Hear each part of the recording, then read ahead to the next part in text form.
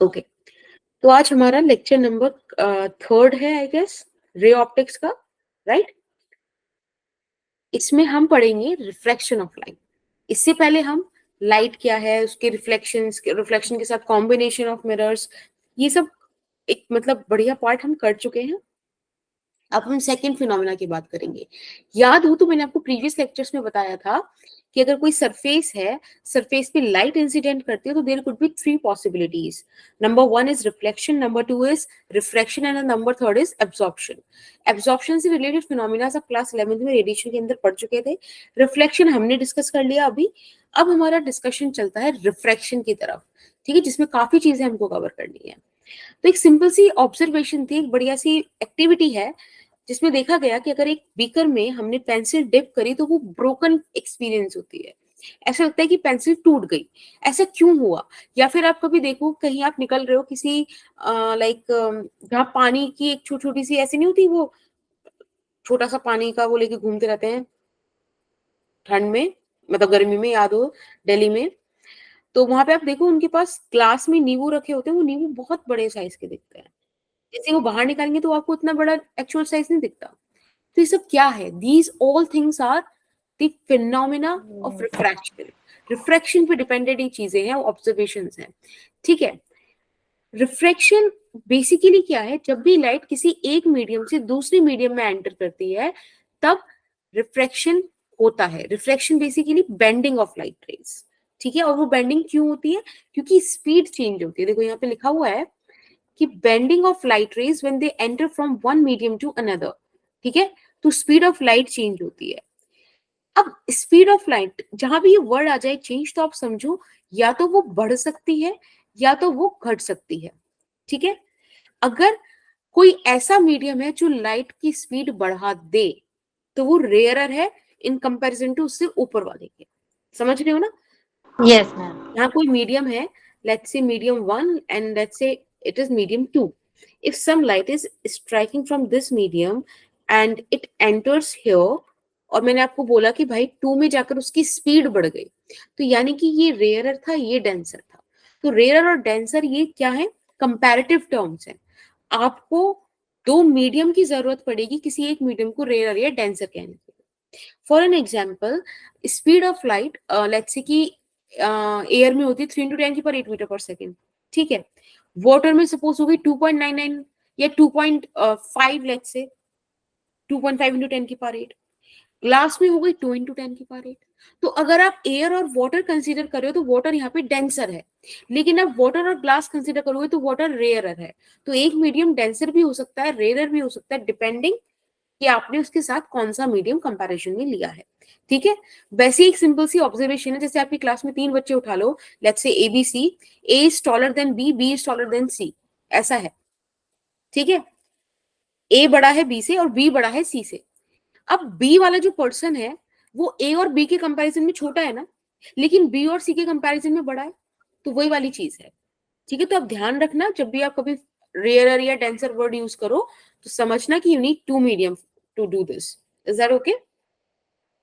Yes, ma'am. Okay, देखो ये वो एग्जांपल था कि एयर में 3 × 10⁸ है, वाटर में 2.25 × 10⁸, ग्लास में 2 × 10⁸। तो अगर मैं एयर और वैक्यूम एयर और वाटर कंसीडर करूं तो वाटर क्या है? डेंसर। लेकिन Dancer. वाटर और ग्लास कंसीडर करूं तो इट इज रेयरर, Real. ठीक। ओके, अब होता क्या है कि अगर लाइट रेयरर से डेंसर में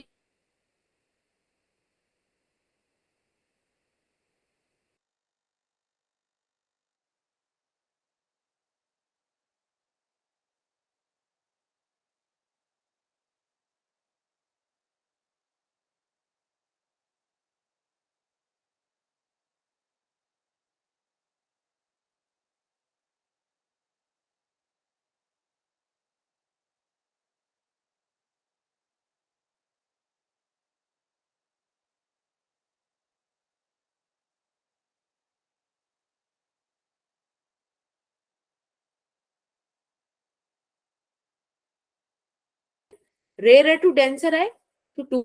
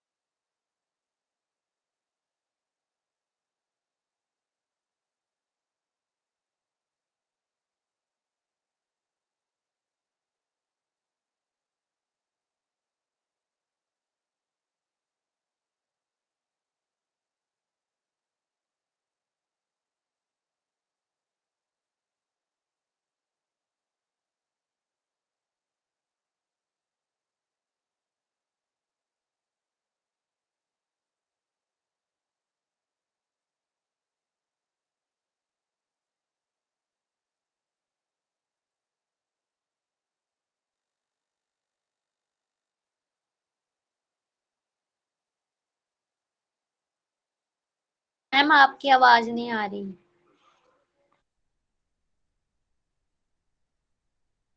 मैम आप म्यूट हो। अभी अभी विजिबल है और ऑडिबल भी है। Yes ma'am. हाँ, तो आई टोल्ड यू ना, यहाँ पे बारिश हो रही है तो लिटरली तूफान वगैरह चल रहा है, तो ये दिक्कत हो गई, नेट डिस्कनेक्ट हो गया, मुझे पता ही नहीं चला। अभी समझ में आया है वही चीज जो मैंने बोली थी कि अगर रेयरर से डेंसर जा रही है तो टुवर्ड्स द नॉर्मल बेंड होगी, और अगर डेंसर से रेयरर जा रही है तो away from the normal bend होगी। Is that okay? Yes ma'am.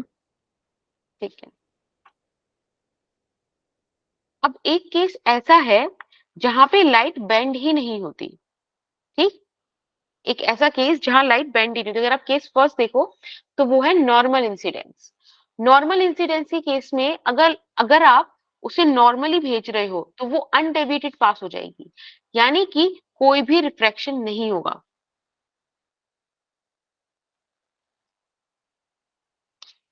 A,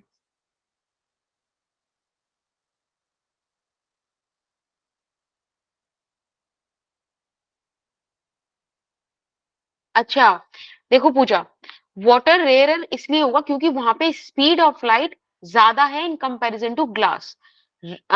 water में 2.25 इंटू 10 की पावर 8 मीटर पर सेकंड से लाइट मूव करती है, लेकिन ग्लास में 2 इंटू 10 की पावर 8 मीटर पर सेकंड से, तो 2.25 ज्यादा है ना, इसीलिए वाटर रेयरर की तरह बिहेव करेगा। अभी समझ में आया? ओके, ठीक है। तो मेरा क्वेश्चन ये था कि हमारे पास एक केस ऐसा है, जैसे कि ये वाला आपको अभी अपनी स्क्रीन पे दिख रहा है, कि नॉर्मल इंसिडेंस के केस में आपने नॉर्मली लाइट को भेजा और वो अनडेविएटेड पास हो गई। ठीक है, और एक केस अगर दोनों तरफ सेम मीडियम हो तब भी लाइट बिना डेविएशन के पार हो जाती है। Is that okay? तो ये दो केसेस है जहां पे आपको क्या दिखेगा, नहीं, रिफ्रैक्शन देखने नहीं मिलेगा। Is that okay? Yes ma'am. Okay, next very important quantity is refractive index. हमें रिफ्रैक्टिव इंडेक्स पता होना चाहिए। रिफ्रैक्टिव इंडेक्स को या तो आप म्यू से दिखा सकते हो या एन से दिखा सकते हो, it's up to you. I prefer mu, ठीक है, बाकी आप जैसे आपकी मर्जी वैसे करो। एक सिंपल सी डेफिनेशन है, ratio of speed of light in air to the speed of light in any medium.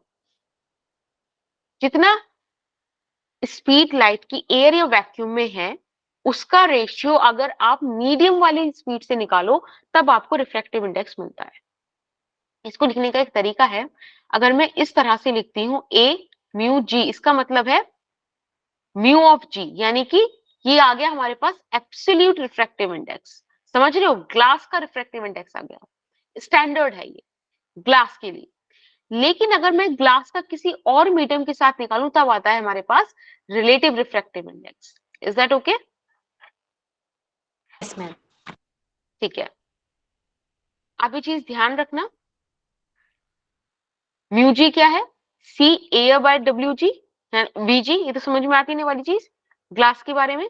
और एक ये वाली चीज ध्यान रखना कि आप इसको खोलते कैसे हो। अगर जो भी आपके पास यहाँ पे रिफ्रैक्टिव इंडेक्स का जो सिंबल है उसके कौन सी वाली साइड हो गया, ये राइट हैंड साइड हो गया ना, राइट हैंड साइड वाला जो चीज है वो न्यूमरेटर में आती है और लेफ्ट हैंड साइड वाली डिनोमिनेटर में जाती है। ठीक है, ये वाली चीज आप ध्यान रखना। चलूं आगे? मुझे वीजी मतलब क्या है यहाँ पर? बेटा ये हो गया speed of light in glass. ठीक है, ओके मैम। ओके। एक क्वेश्चन है आपके लिए, आपको velocity of light in water दी हुई है, velocity of light in glass दी हुई है, आपसे वो म्यू डब्ल्यू म्यू जी और डब्ल्यू म्यू जी पूछ रहा है, निकालो।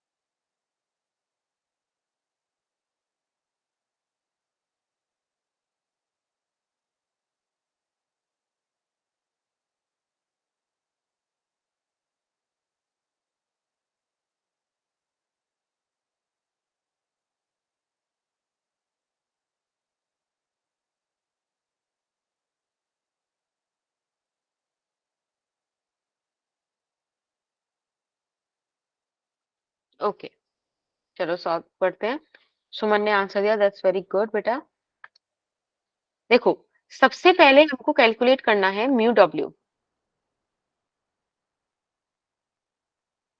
ठीक है, हमको कैलकुलेट करना है म्यू डब्ल्यू।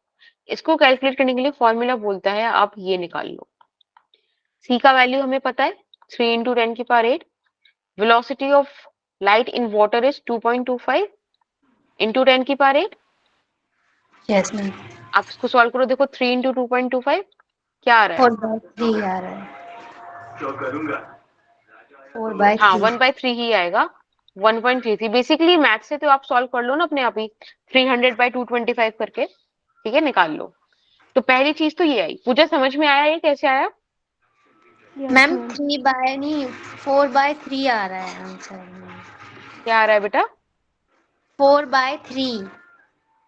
एक मिनट देखो, चलो अभी देखते हैं क्या आ रहा है।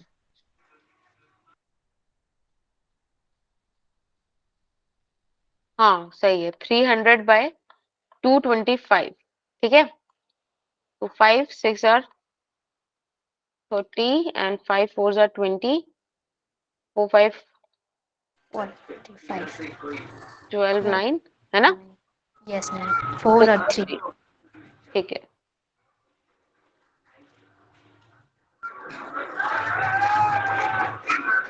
ठीक। अब बात करते हैं सेकंड पार्ट की। सेकंड पार्ट बोल रहा है म्यू ऑफ ग्लास। डेफिनेशन क्या बोलती है? Speed of light in air upon speed of light in medium. तो मीडियम में कितनी है?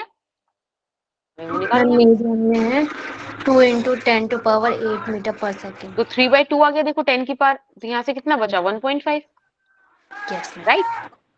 और फोर्थ क्या बोल रहा है? W mu G. मैंने अभी बताया था, जो लास्ट में वो न्यूमरेटर में जाएगा और जो पहले है वो डिनोमिनेटर में आएगा। म्यू ऑफ जी आपने निकाला 3/2 और म्यू ऑफ वाटर आपने निकाला 4/3। थोड़ा सा बस इसको सॉल्व करना है, 3/2 into 4/3, right. Ma'am screen freeze हो गया है। 9/8 आ रहा है। बेटा स्क्रीन आ गई क्या? Yes ma'am. Yes ma'am. Okay, 9/8, this is your answer. समझ में आया क्या? Yes ma'am. एक और क्वेश्चन करो। यहाँ आपसे मैम बोला है हाँ बोलो बेटा।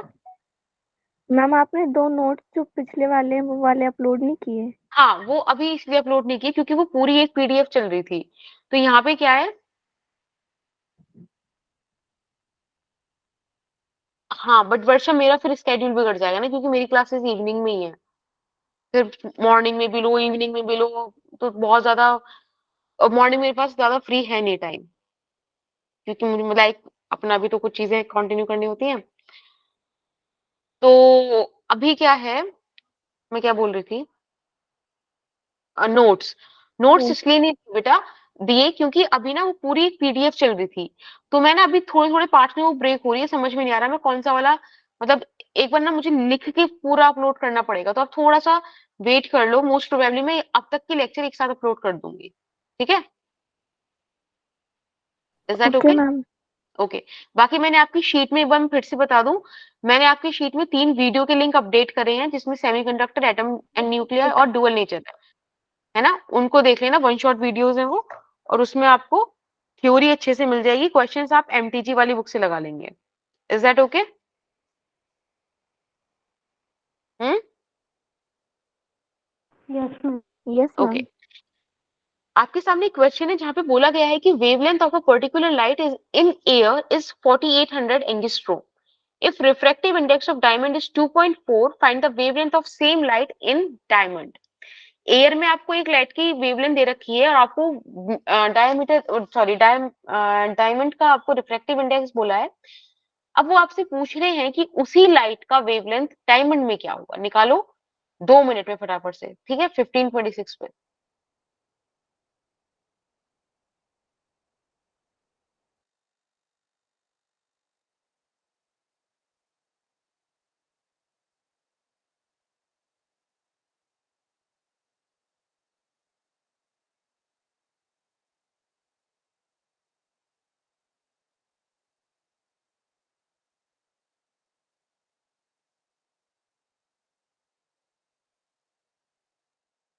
ओके, सुमन का आंसर आ गया, बाकी बच्चे करो।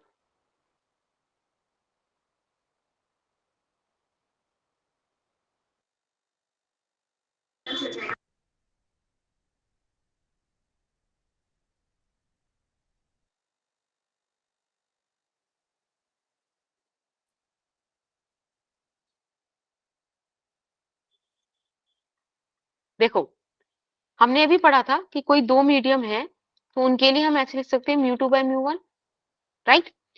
इसको हम Yes, क्या लिख ma'am. सकते हैं, v1/v2, ठीक है। एक बात बताओ, v को आप क्या लिखते हो, nu lambda.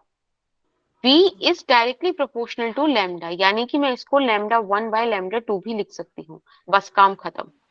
Mu of diamond upon mu of air is equals to lambda of diamond upon, sorry, lambda of air Yeah. Upon lambda of diamond. बस यहां से सॉल्व कर दो। तो म्यू ऑफ डायमंड आपको 2.4 दिया हुआ है, एयर का रिफ्रैक्टिव इंडेक्स 1 होता है, this is equals to 4800 upon Lambda. Lambda of diamond. Lambda of diamond निकाल लो आप, 4800 अपॉन 2.4, एक और जीरो ऊपर लगा दो, ये हो जाएगा 24 2 48, यानी कि 2000 एंगस्ट्रोम, ठीक है। Yes, ma'am. ठीक है, किसी को कोई डाउट तो नहीं, समझ में आ रहा है बेटा सबको? No ma'am. Yes ma'am. Okay, yes ma'am. ठीक है। The next thing is laws of refraction. जैसे हमने रिफ्लेक्शन के लॉस पढ़े थे, वैसे रिफ्रैक्शन के भी हैं। एक सिंपल सा है कि इंसिडेंट रे, रिफ्रैक्टेड रे और नॉर्मल, ये सारे के सारे एक ही प्लेन पे लाई करते हैं, ठीक है। Second one is sine i upon sine r का रेशियो कांस्टेंट होता है, ठीक है। इतना है स्नेल्स लॉ, लेकिन इसके आगे mu W by mu A ये भी होता है, ये आप फॉर्मूला याद रखेंगे, इट्स वेरी इंपॉर्टेंट, ठीक। मैम अब देखो, कहाँ पे यूज होता है ये? अभी क्वेश्चंस में आएगा। देखो, जैसे यहाँ पे एक क्वेश्चन है, मैं आपको एक चीज बता देती हूँ, बस लिखने का तरीका बताती हूँ। जैसे कि सपोज ये एक मीडियम है, दिस इज एंगल आई, ठीक है, and let's say this is angle r. इसका रिफ्रैक्टिव इंडेक्स μ1, इसका रिफ्रैक्टिव इंडेक्स μ2। तो आप पता है कैसे लिखो, सिंपली μ1 इंटू साइन आई1, जो रिफ्रैक्टिव इंडेक्स उठा रहे हो उसी का एंगल उठाओ, is equals to μ2 sine r. आप ऐसे सॉल्व करो, देखो हमेशा आपको लिखने में आसानी होगी, क्योंकि यूजुअली बच्चे भूल जाते हैं कि साइन आई बाई आर के साथ कौन सा मीडियम ऊपर रखना है, रेशियो कैसे याद करें। तो एक इसको लिखने का सिंपल तरीका है कि जो रिफ्रैक्टिव इंडेक्स उठा रहे हो वही वाले एंगल का साइन बराबर रख दो दूसरे रिफ्रैक्टिव इंडेक्स और उसके एंगल के साइन के, ठीक है। याद रखोगे ये वाली चीज। Yes, ma'am. अभी वाला क्वेश्चन करो जो आपकी स्क्रीन पर है। यहाँ पे आपको एक डायग्राम दिया हुआ है बेटा, ये आपको μ1 μ2 मेंशन्ड है, आपको आई मेंशन्ड है, वो आपसे पूछ रहा है एंगल ऑफ रिफ्रैक्शन और एंगल ऑफ डेविएशन बता दो। दिस इज क्वेश्चन नंबर 3, ठीक है। सॉल्व करो, प्यारा क्वेश्चन है छोटा सा, तो क्या आएगा इसका आंसर।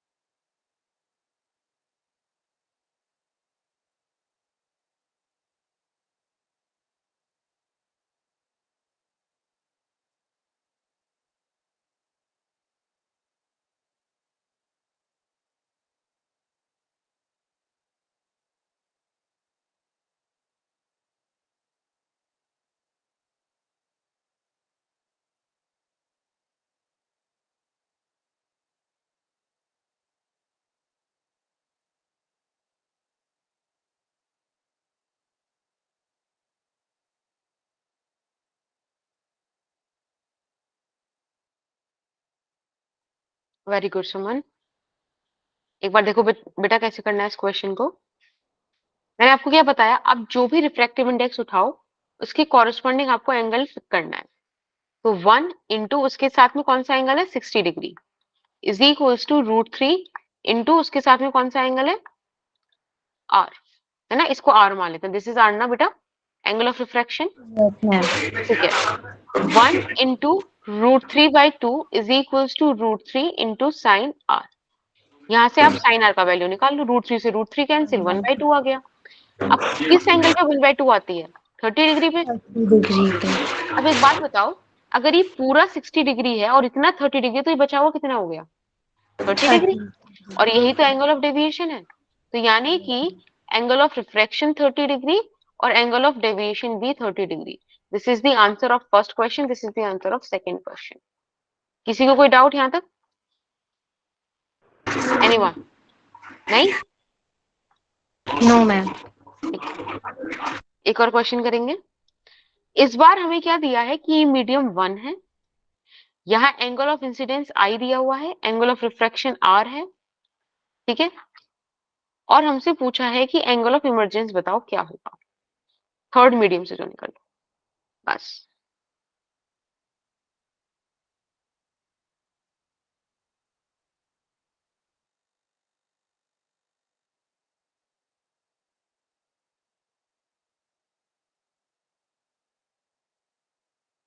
ये सारे ए बी ये लगा के करना है, ये ऑप्शंस दे रखे हैं।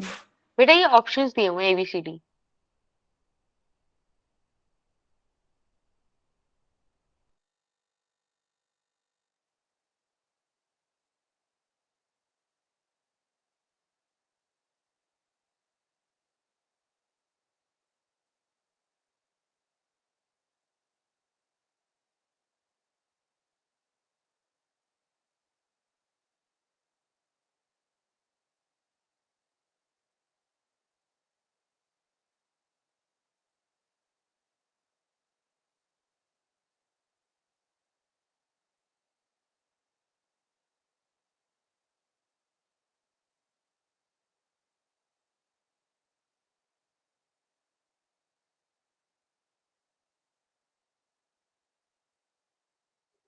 देखो एक बार इस क्वेश्चन को साथ में करते हैं। यहाँ पे आप पहले मीडियम 1 का रिफ्रैक्टिव इंडेक्स μ1 मान लो, उसके साथ आपको एंगल दिया हुआ है साइन आई।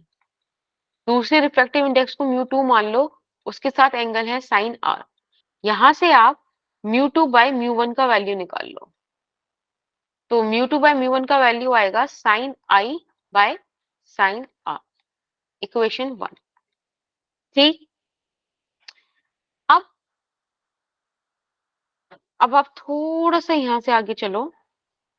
अब बात करते हैं यहाँ की। एक्चुअली यहाँ पे ना मैं एक चीज मेंशन करना भूल गई, this is μ1, this is μ2 and again this third medium is actually medium 1। तो मीडियम थर्ड जो है ना वो आपको वापस मीडियम 1 दे रहा है, ठीक है, μ1 रिफ्रैक्टिव इंडेक्स है। तो अब आप इसमें देखो सेकंड पहले यहाँ से आ रही है ना लाइट इंसिडेंट, इस तरीके से आ रही है ना, तो हम पहले μ2 मानेंगे, μ2 sine r is equals to μ1, और इस बार ही एंगल है एंगल ऑफ इमरजेंस। यहाँ से भी आप μ2/μ1 का वैल्यू निकाल लो। अगर आप ऐसा करते हो तो आपके पास क्या आएगा sine e by sine r, this is your equation second. ठीक है, यहाँ पे आप लिख सकते हो फ्रॉम इक्वेशन 1 एंड सेकंड। आप ध्यान से देखो दोनों का लेफ्ट हैंड साइड बराबर है μ2/μ1, यानी कि sine i by sine r is equals to sine e by sine r. यहाँ से हमें मिलता है I is equals to e. Is that okay?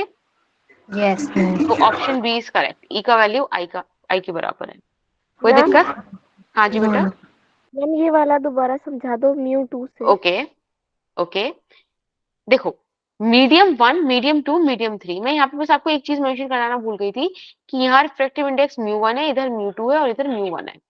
ठीक, अब देखो एक बात बताओ, if this angle is I, तो मैंने क्या लिखा है यहाँ पर μ1 इंटू साइन आई, है ना। दूसरा मीडियम कौन सा लिया है, पहले 1 और 2 के लिए है, तो सेकंड मीडियम और उसके लिए एंगल कौन सा था, ये वाला लेना था, which is r, sine r रख दिया। यहाँ से μ2/μ1 का वैल्यू निकाल दिया। फिर हमने सेकंड मीडियम और थर्ड मीडियम को कंसिडर करा। सेकंड मीडियम में एंगल कितना बन रहा है आर, और इधर की तरफ कितना बन रहा है ई।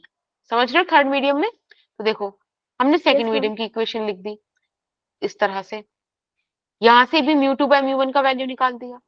अब इन दोनों इक्वेशंस को देखो फर्स्ट और सेकंड को, तो आपको दिखाई देगा कि दोनों का लेफ्ट हैंड साइड सेम है। दोनों का लेफ्ट हैंड साइड सेम है, तो हमने राइट हैंड साइड इक्वेट कर दिया और देखो आपको आंसर मिल गया I = E। अभी सही है? Yes, ma'am. ओके, अब ये वाला क्वेश्चन करो। यहाँ पे भी आपको एंगल ऑफ इमरजेंसी ही निकालना है और ये कुछ कुछ चीजें आपको दी हुई है।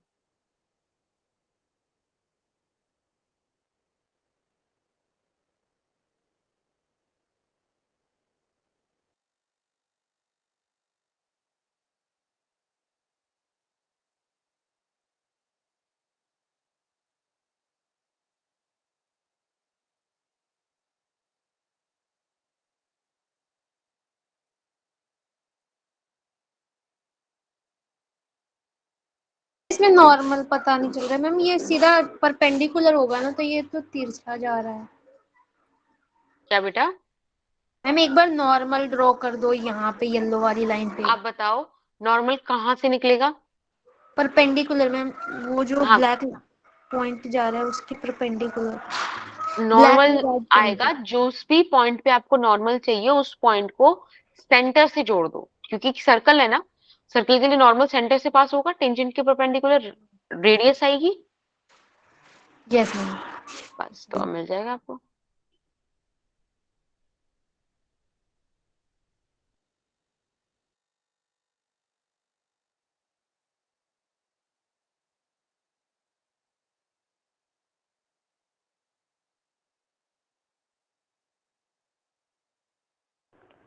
मैम इसमें μ2 sin r की वैल्यू √3 है। देखो आप, μ2 का वैल्यू √3 है, μ1 का वैल्यू 1 है। ओके।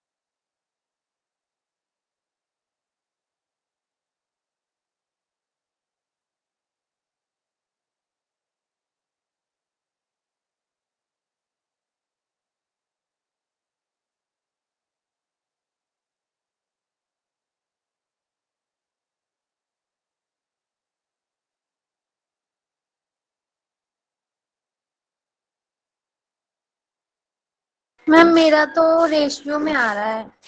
ओके चलो एक बार हम लोग साथ में सॉल्व करते हैं, कोई इशू नहीं। आप पॉइंट पी पे देखो, एट पॉइंट पी, ठीक है। पॉइंट पी के अंदर अगर आप ध्यान से देखो तो यहाँ पे रिफ्रैक्टिव इंडेक्स कितना है 1, और उसके कॉरेस्पॉन्डिंग एंगल 30 डिग्री, यानी कि 1 into sine 30 degree is equals to, यहाँ पे एंगल है r और यही है √3 साइन r, ठीक है। यहाँ से आप थोड़ा सा इसको शिफ्ट करो तो 1/√3 is equals to sine r upon sine 30 which is 1/2, ऐसा कुछ दिखेगा इक्वेशन। Yes ma'am. ठीक है, इसको यहीं पे छोड़ देना क्योंकि मुझे भी कुछ आगे से यहाँ पे दिख नहीं रहा, तो मैंने कहा कि ठीक है अब हम पॉइंट क्यू को स्टडी करते हैं। तो एट पॉइंट क्यू देखो आप यहाँ पर, if this is r then this is also r ना। Yes ma'am. ठीक है, अब इसमें हम स्क्रीन फ्रीज हो गई। अभी विजिबल है क्या? मैम विजिबल है। ओके, एट पॉइंट क्यू की बात करते हैं, तब आप देखो √3 into sine r is equals to 1 into sine e. यहां से भी हम एक काम करते हैं, 1/√3 की वैल्यू निकाल लेते हैं, तो ये आ जाएगा sine e by, screen show नहीं हो रही। यस मैम, आप जो लिख रहे हो वो नहीं शो हो रही है। Okay just let me know जब हो जाए। हो रहा है। मैम अब हो गया। ठीक है, तो अब ध्यान से देखो एट पॉइंट क्यू हमको यहां तक मिल गया ना, again mark it as equation 1, mark it as equation 2, और फिर आप दोनों को इक्वेट करा दो। तो sine r 1/2 is equals to sine e by sine r. एक मिनट कुछ गड़बड़ हो गई। 1 इंटू साइन ई, हाँ बेटा ये √3 की वैल्यू आ गई ना, 1 को इधर बेच के, समझ रहे हो ना, थोड़ा सा गड़बड़ हो गया। अगर हमें यहाँ पे 1/√3 चाहिए तो आप ये समझो आपको साइन आर बाय ई लिखना होगा। बोलो। यस हाँ, तो यहाँ पे Yes, साइन आर, यहाँ पे ई, अब कैंसिल हो जाएगा। ठीक है, yes ma'am. Not that one. हाँ, अब यहाँ से साइन आर कैंसिल, तो आपको देखो साइन ई का वैल्यू 1/2 मिल गया। अब समझ में आया आपको ई का वैल्यू कितना होगा? 30 degree, which is your option a. Is that okay now? Ma'am at point q के बाद से समझा दो, उस टाइम पे आपकी स्क्रीन फ्रीज हो गई ओके, थी। जब हम पॉइंट क्यू की बात करेंगे तब आप पॉइंट क्यू पे देखो, यहाँ पे रिफ्रैक्टिव इंडेक्स कितना है? √3, और इसके कॉरेस्पॉन्डिंग यहाँ एंगल कितना है? आर। तो आपने क्या लिख दिया? √3 इंटू साइन आर, सही है, इज इक्वल्स टू, यहाँ रिफ्रैक्टिव इंडेक्स 1 और एंगल ई, तो साइन ई आ गया। आपने दोनों इक्वेशंस को, अब यहाँ से बस 1/√3 की वैल्यू निकालो, क्योंकि वो आपने ऊपर भी निकाली थी।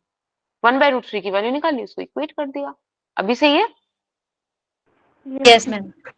ठीक है, चलो, ये तो होता है रिफ्रैक्शन की चीज। रिफ्रैक्शन भी कंप्लीट नहीं हुआ, एक नॉर्मल सा हमें angle of incidence, emergence, refraction ये सब निकालना आ गया, हमें स्नेल्स लॉ यूज करना आ गया। अब बात करते हैं इसकी कुछ और अदर एप्लीकेशंस की, जिसमें पहली आएगी real depth and apparent depth. अब होता क्या है, कई बार आपने एक बीकर में, आप कभी देखो अपने घर में पानी की बाल्टी होगी ना, आपको उसका बॉटम ऊपर दिखेगा, बाहर से देखोगे तो वो उसकी डेप्थ आपको महसूस होगी, लेकिन अंदर आपको डेप्थ कम महसूस होती है। होता है ऐसा? Yes ma'am. Yes ma'am. This is due to ma'am refraction. अब इसकी वजह से क्या है कि एक तो होता है जहां एक्चुअली ऑब्जेक्ट है, और एक वो होती है जहां आपको दिख रहा होता है। तो जो एक्चुअल ऑब्जेक्ट का डेप्थ है that would be known as real depth, और जहां आपको महसूस होगा वो होगा apparent depth. Is that fine?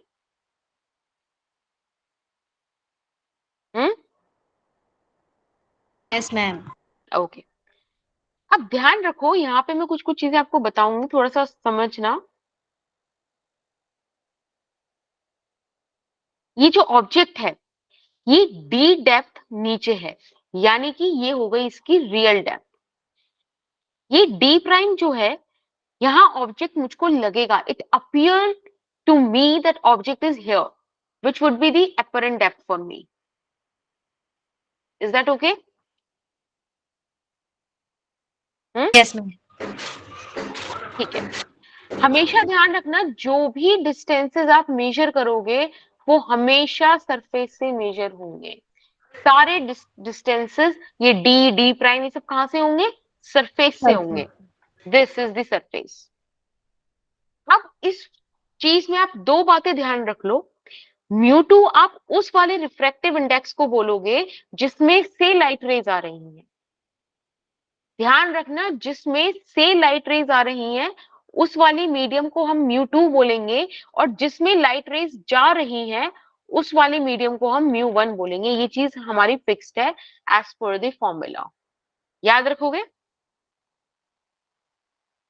Yes ma'am. इसमें तीन बातें इंपॉर्टेंट है, आपको डेप्थ मेजर करनी है कि हाइट मेजर करनी है, कुछ भी मेजर करना है सरफेस से करोगे।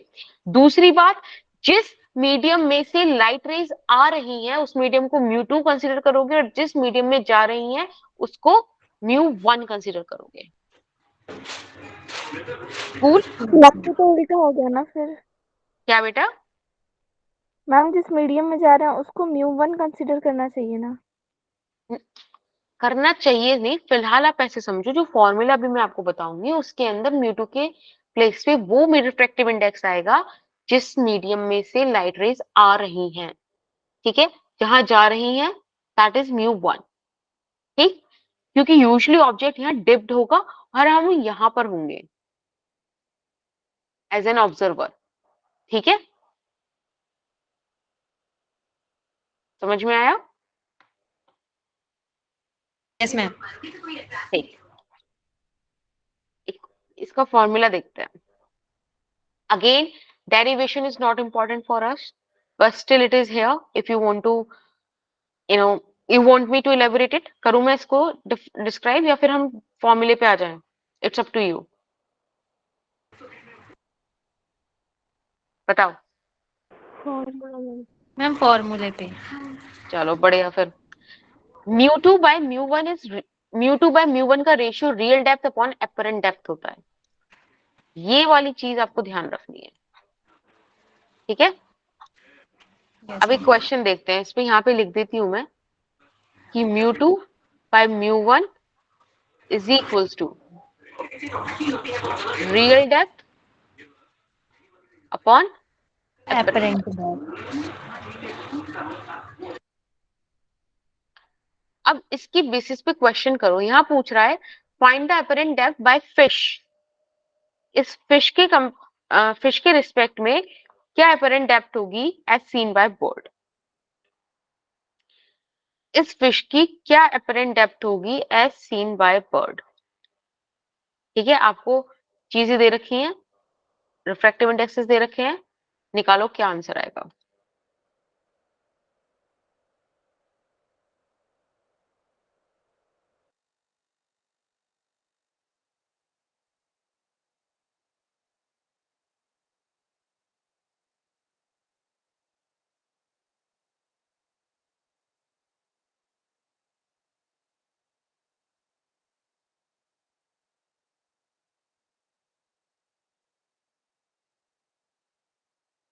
लाइट रेज तो मछली के पास से ही जाएगी ना.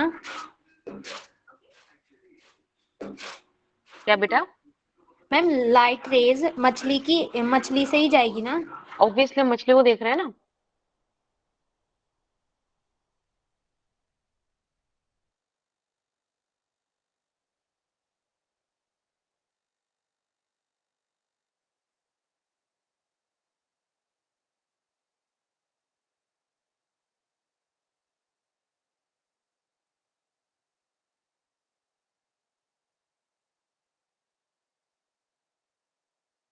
मैम 32.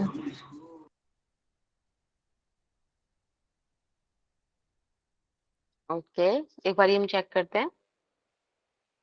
देखो, अगर आप देखो यहाँ पर तो आपको दिखेगा कि mu2 का वैल्यू कितना है 4/3. mu1 का वैल्यू है 1 और d का वैल्यू आपको क्या है निकालना है या नहीं. 24 सेंटीमीटर दिया हुआ है. सरफेस से 24 सेंटीमीटर नीचे है. हमें d प्राइम चाहिए फिलहाल तो फॉर्मूले में पुट करेंगे 4/3 is equals to 24 upon d prime. 4 6 24. d prime का यहाँ से वैल्यू आ जाएगा बेटा 18 सेंटीमीटर. अब लेकिन क्वेश्चन मुझसे ये नहीं पूछ रहा. क्वेश्चन पूछ रहा है apparent depth of fish as seen by bird. बेटा बर्ड तो 36 सेंटीमीटर ऊपर और है ना, तो हमें 18 में 36 और ऐड करना पड़ेगा यानी कि 54 centimetre. Yes. This is the answer. किसी को दिक्कत क्या है इस क्वेश्चन में? No, ma'am. नहीं है तो एक ये वाला क्वेश्चन करो. यहाँ पूछ रहे हैं find the apparent height of bird as seen by fish.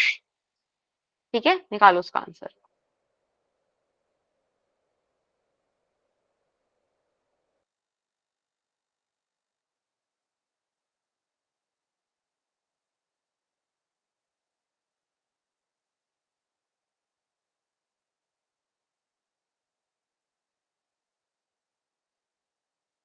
बेटा 24 सेंटीमीटर पूछा वो वैल्यू है जहां फिश एक्चुअली है सरफेस से यानी कि that is real depth.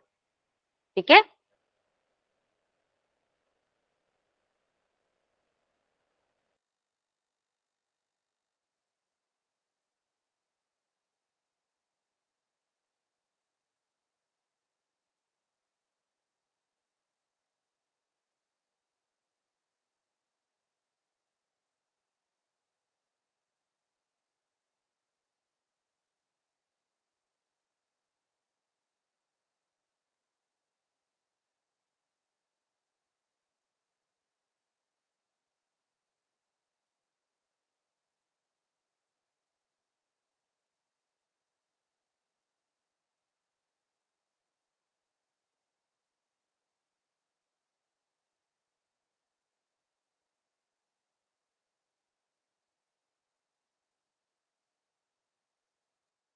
Okay, किरण का आंसर आया। लेट्स सी, अभी और थोड़ा सा रुकते हैं फिर स्टार्ट करेंगे।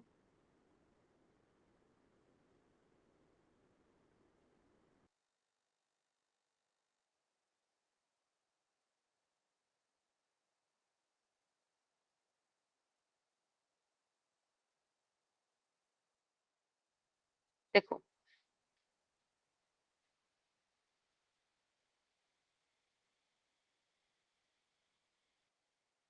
एक बात बताओ, यहाँ पे म्यू 2 का वैल्यू कितना है? मैम 4/3 4/3। बेटा 4/3 नहीं होगा ना, 1 होगा, 1 क्योंकि बर्ड की अपरेंट हाइट चाहिए, तो बर्ड लाइट भेजेगी। म्यू 2 होगा 4/3। डी का वैल्यू है 36 सेंटीमीटर। Is that okay? आपने दोनों म्यूट ही लिख दिया। हाँ, यहाँ सॉरी, हाँ यहाँ म्यू 1 आएगा, ठीक है ना? Is that okay? अब एक बात यस देखो, डी ओवर डी प्राइम, ये फॉर्मूला है। तो म्यू 2 की जगह 1, म्यू 1 4/3 यानी कि 3/4 हो जाएगा। डी 36, डी प्राइम हमको चाहिए, तो 3 से कटेगा 12 और 12 4s आर 48, ये आया 48 सेंटीमीटर। लेकिन अगेन ये आंसर नहीं है। आंसर क्या आएगा? वो हमसे क्या पूछ रहा है बेटा कि आप हमें अपेरेंट हाइट बताओ 48 plus 24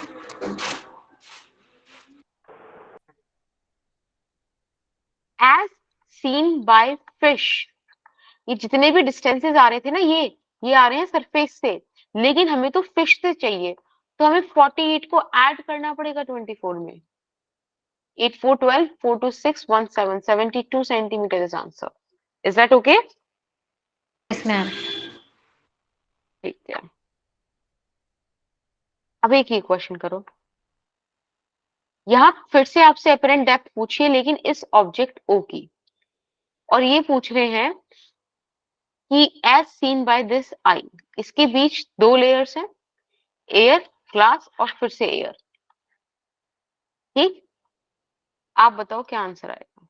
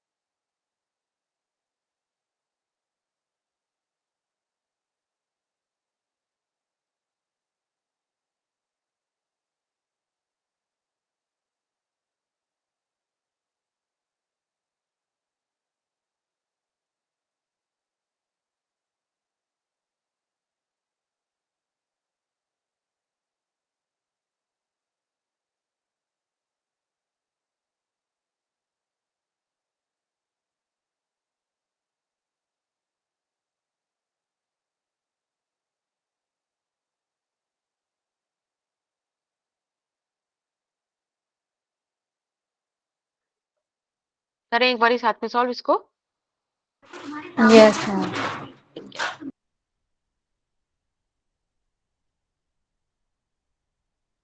पहले मैं सरफेस 1 को कंसीडर करती हूँ। अगर आप ध्यान से देखो तो एट सरफेस 1 मुझे बस ये बता दो कि what is the value of μ2, what is the value of μ1 and what is the value of d। Ma'am μ2 है हमारा 1.5। क्यों? μ2 का क्या डेफिनेशन होता था बेटा?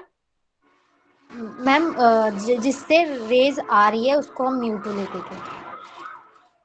हाँ, तो इस बार रेस किससे आ रही है? ऑब्जेक्ट तो यहाँ रखा है तो 1 से आ रही है ना, 1.5 में तो जा रही है, तो ऐसे आना चाहिए। उसके थ्रू भी तो जा रही है किसके थ्रू? मैम μ2, मतलब 1.5 है जिसके रिफ्लेक्टिव इंडेक्स, उसके थ्रू भी तो लाइट रेज जा रही है ना, मतलब नहीं, एंटर तो अभी हम करेगी ना। सिर्फ 1 की बात कर रहे हैं ना, 1 वाले सिनेरियो की। ठीक है, अभी 1 वाले सिनेरियो को देखते हैं। इसने ऑब्जेक्ट रियली कहाँ रखा है? 10 सेंटीमीटर पर। अब यहाँ से आप डी प्राइम निकाल लो, तो μ2 by μ1 is equal to D by D prime, यानी कि 2/3 is equal to 10 divided by D prime. 2 से कटेगा 5, तो बेसिकली डी प्राइम का वैल्यू आ गया 15 सेंटीमीटर। और ये डिस्टेंस कहाँ से आया है बेटा? सरफेस से। सरफेस से, यानी कि सरफेस से 15 सेंटीमीटर नीचे यहाँ पे इस फर्स्ट सरफेस की वजह से एक आई प्राइम इमेज बन गई। ठीक, अब ये जो आई प्राइम है ये वर्चुअल ऑब्जेक्ट की तरह काम करेगी सेकंड सरफेस के लिए। मैंने आपको बताया था ना कॉम्बिनेशन ऑफ मिरर में कि फर्स्ट फेस से रिफ्लेक्शन होकर जो इमेज बनती है that would act as virtual object for the other reflections, right? तो I prime would work as virtual object. Now it is virtual object. ठीक है, अब बात करते हैं एट सरफेस 2। अगर आप एट सरफेस 2 देखो तो क्या होगा? एट सरफेस 2 अब मुझे बताओ μ2 का वैल्यू कितना है, μ1 का वैल्यू कितना है और d का वैल्यू कितना है?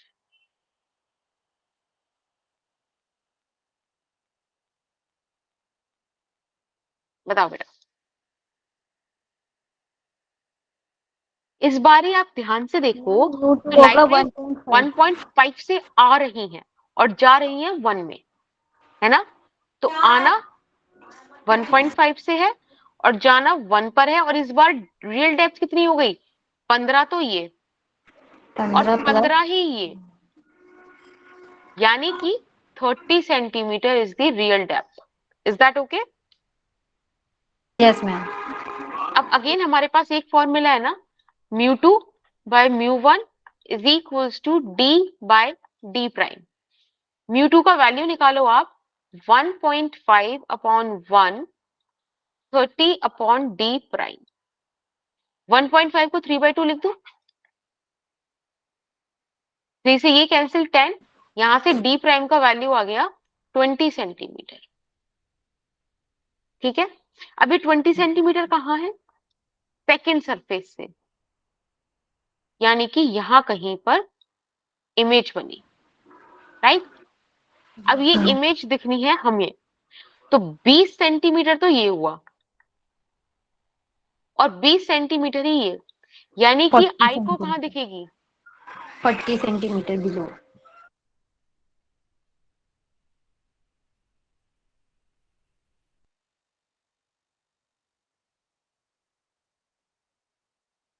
ठीक है, कोई दिक्कत यहाँ तक? मैम एक बार और रिपीट कर दो ये क्वेश्चन।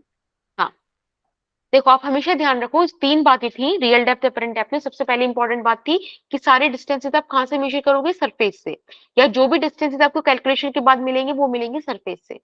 सेकंड चीज ये जरूरी थी कि आपको μ2 और μ1 कंसिडर करना था। μ2 करोगे जहां से लाइट रेज आ रही है और μ1 जहां लाइट रेज जा रही है। ठीक है, ये चीज 3 चीज थी। Yes ma'am. Yes ma'am. अब आप देखो सरफेस 1 और सरफेस 2 आपको दिए थे, तो बारी बारी से एक एक सरफेस को डील करते हैं।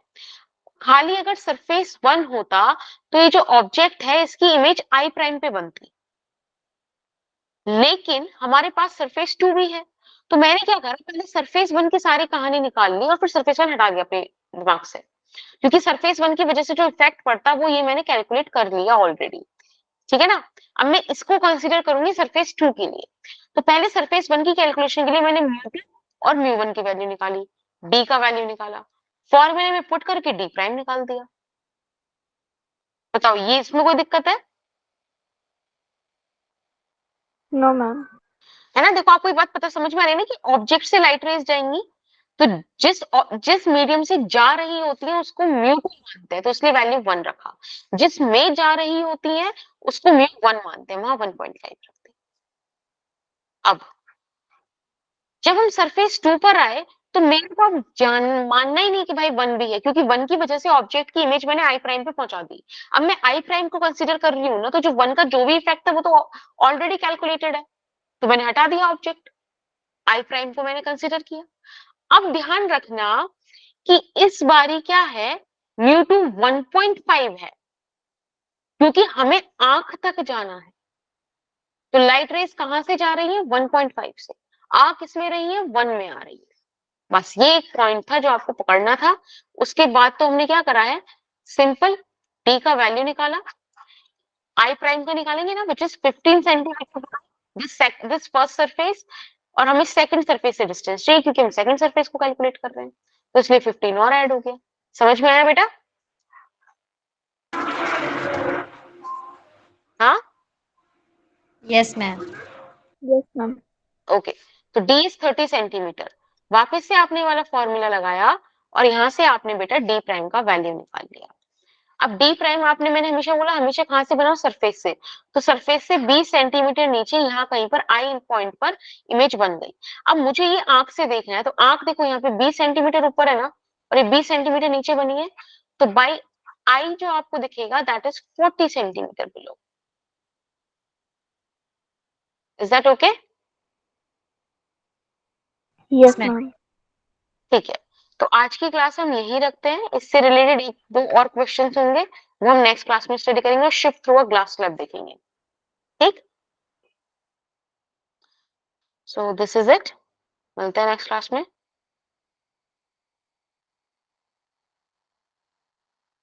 बाय बाय बच्चे, वेलकम।